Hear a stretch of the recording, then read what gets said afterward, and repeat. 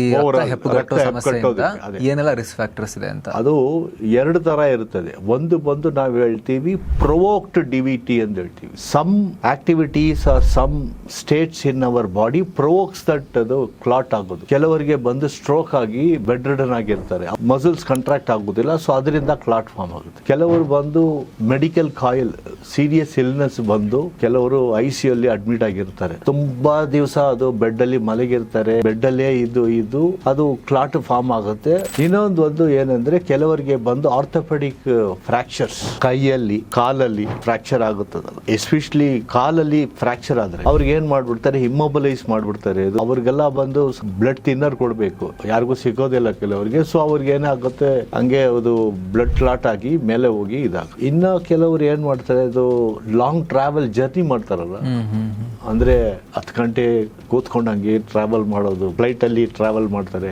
ಈಗ ಕಾರಲ್ಲಿ ಕೂಡ ಕೆಲವರು ಹೋಗ್ತಿರ್ತಾರೆ, ಎಷ್ಟು ಗಂಟೆಗೆ ಒಂದ್ಸಲಿ ಬ್ರೇಕ್ ತಗೊಂಡು ನಡಿಬೇಕು? 1 ಗಂಟೆಗೆ ಒಂದ್ಸಲ ಬಂದು ಅಟ್ಲೀಸ್ಟ್ ನಡಿಬೇಕು. ಇಲ್ಲ ಕಾರಲ್ಲಿ ಕೂತ್ಕೊಂಡು ಪ್ರಯಾಣ ಮಾಡಿದಾಗ ಕಂಟ್ರಾಕ್ಟ್ ಮಾಡಬೇಕು, ಕಾಲ್ ಮೇಲೆ ಕೆಳಗಡೆ ಬಂದು ಅದು ಮಸಲ್ ಕಂಟ್ರಾಕ್ಟ್ ಮಾಡ್ಬೇಕು, ಕಾಫ್ ಮಸಲ್ ಕಂಟ್ರಾಕ್ಟ್ ಮಾಡ್ತಾ ಇದ್ರೆ ಅದು ಇದು ಚಾನ್ಸ್ ಇರೋದಿಲ್ಲ.